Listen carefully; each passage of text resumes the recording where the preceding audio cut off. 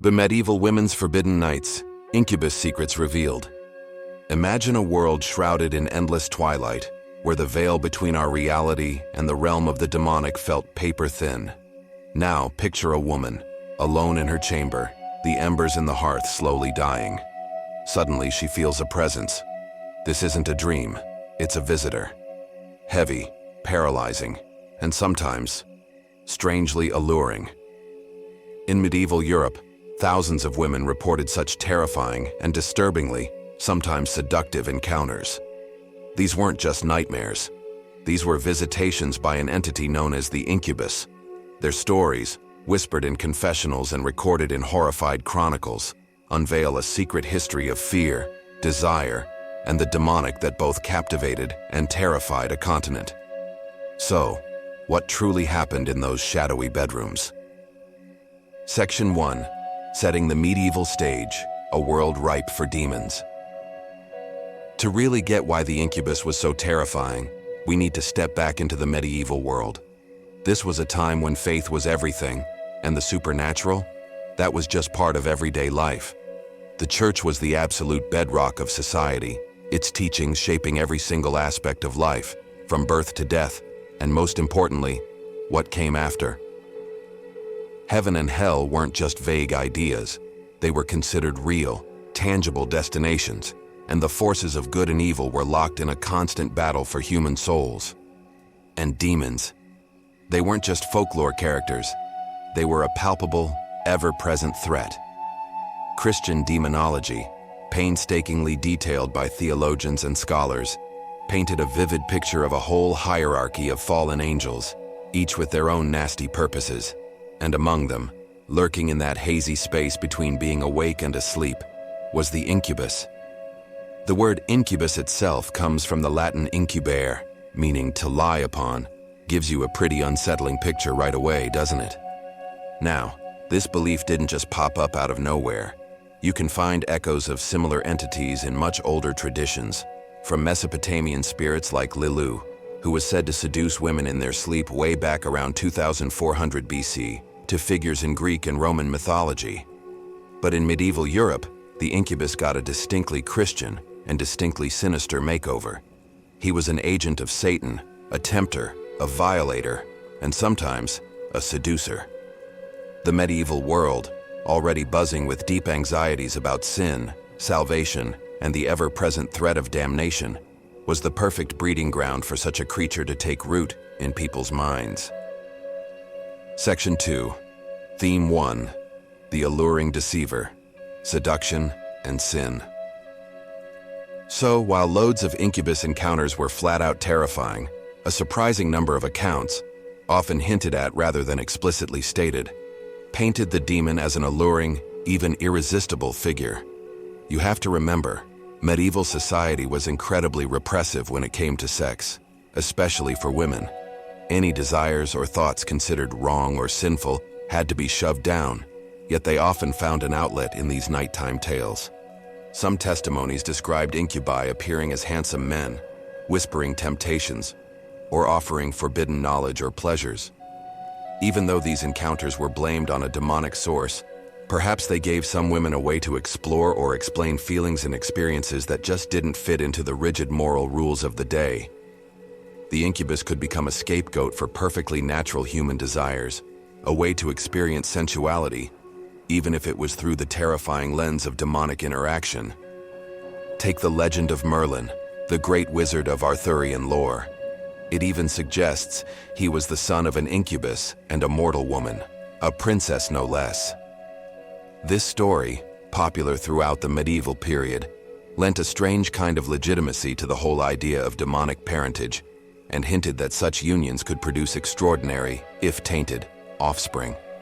It suggests that the incubus wasn't always seen as purely monstrous. There was an undercurrent of dark fascination, a dangerous allure tied to these forbidden encounters. Theologians like Thomas Aquinas actually pondered how such unions could even happen, with some theories suggesting demons could collect human semen and use it to impregnate women, thus making the offspring technically human, but diabolically conceived. All this preoccupation with demonic sexuality really shines a light on the era's profound anxieties surrounding female virtue and the pervasive fear of hidden sin.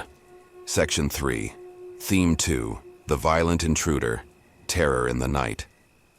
But for every tale that hinted at seduction, there were countless others that spoke of sheer, unadulterated terror. Many medieval women reported incubus attacks as violent, non-consensual, and deeply traumatic. These were not dreams, they insisted, but physical assaults. Victims described a crushing weight on their chests, making it impossible to breathe or scream, a phenomenon we now might recognize as a key feature of sleep paralysis. These accounts often detailed feelings of being pinned down, suffocated, and violated by some shadowy or grotesque figure. The incubus in these narratives was a true monster, a bringer of pain and fear, leaving his victims exhausted, terrified, and sometimes even physically marked. People believed repeated assaults by an incubus could lead to a deterioration of health, both physical and mental, and in some extreme interpretations, even death. The fear these encounters generated was profound.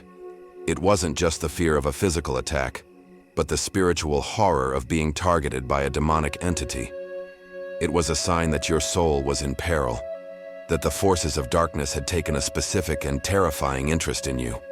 Women often kept these experiences secret, due to shame and the fear of not being believed or, worse, being accused of something themselves.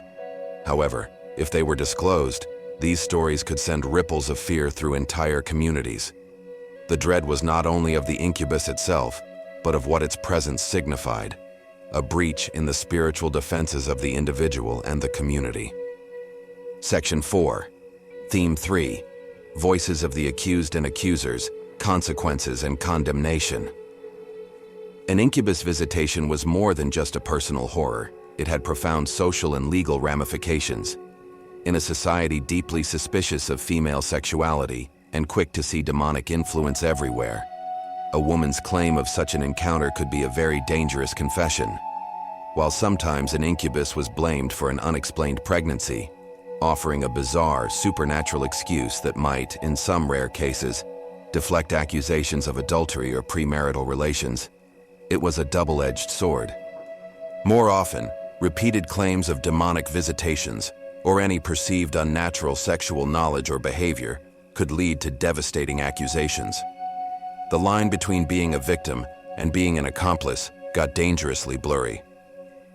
Was the woman an unwilling target of demonic lust? Or had she invited the incubus through her own sinfulness, or worse, actually entered into a pact with the devil? The infamous Malleus Maleficarum, or Hammer of Witches, published in 1487, became a sort of guidebook for witch hunters, and it explicitly detailed how witches supposedly copulated with incubi as part of their satanic deals. This influential text cemented the belief that incubus encounters were a hallmark of witchcraft. So, a woman reporting such an experience, or being accused of it by others, could find herself ensnared in the brutal machinery of the witch trials. Testimonies, often extracted under duress or torture, would affirm these demonic liaisons, leading countless women to persecution, ostracism, or a horrific death at the stake. The fear of the incubus thus became a tool of social control, reinforcing patriarchal authority and punishing those who dared to deviate from prescribed norms. Section 5. Theme 4. Church, Scholars, and Skeptics, Interpretations and Explanations. The Church's stance on incubi was complex and actually evolved over time. Early medieval thinkers sometimes dismissed such experiences as mere dreams or illusions.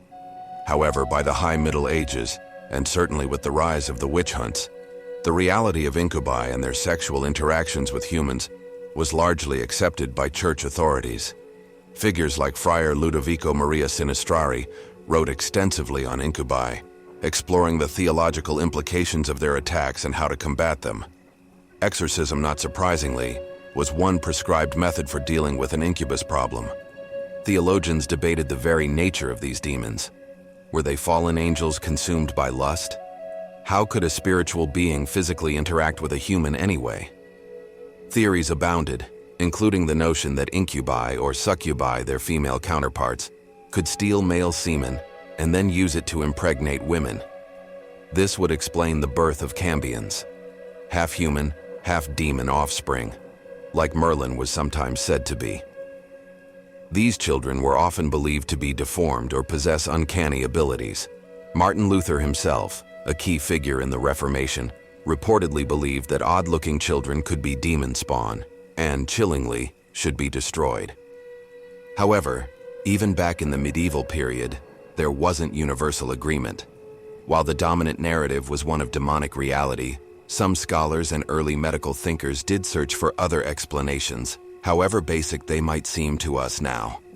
Some attributed these experiences to physical ailments or mental disturbances, what we might now see as early attempts to find natural causes for these deeply unsettling phenomena.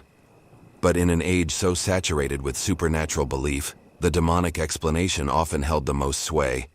It offered a framework that, while terrifying, made a certain kind of sense within their worldview. Section 6. Unveiling the secrets, psychological and scientific perspectives. So, what were these women in medieval Europe truly experiencing? While their accounts were framed in the demonic language of their time, modern science offers some compelling alternative explanations for these terrifying nocturnal visitations. The most prominent one is sleep paralysis. Sleep paralysis is a state where, either when you're falling asleep or just waking up, you find yourself temporarily unable to move or speak. Crucially, it's often accompanied by vivid and frightening hallucinations. These can include sensing a malevolent presence in the room, feeling pressure on your chest, having difficulty breathing, and experiencing auditory or visual phantoms, all strikingly similar to classic incubus accounts. That feeling of being crushed or suffocated, a hallmark of incubus attacks, directly aligns with the physical sensations of sleep paralysis. The terror and helplessness reported by medieval women find a strong echo in the experiences of those who suffer from sleep paralysis today. Factors like stress, irregular sleep patterns, and general societal anxieties, all pretty common in medieval life, can trigger episodes of sleep paralysis. What's more, cultural beliefs heavily influence the content of these hallucinations. In a society that fervently believed in demons like the incubus, it's logical that the terrifying sensations of sleep paralysis would be interpreted through that specific cultural lens. The demon was, in many cases, likely a projection of the mind, shaped by fear and expectation, during a disorienting neurological event. It's also possible that unexplained nocturnal arousal, or even instances of actual sexual assault, might have been attributed to incubi, either by victims seeking an explanation that deflected societal shame, or perhaps even by perpetrators trying to evade punishment. The stories of medieval women and their forbidden nights with incubi are much more than just quaint folklore or a catalog of old superstitions. They're a window into the medieval soul, reflecting profound anxieties about faith, sin, sexuality, and the vulnerability of the human mind when it's faced with the unknown.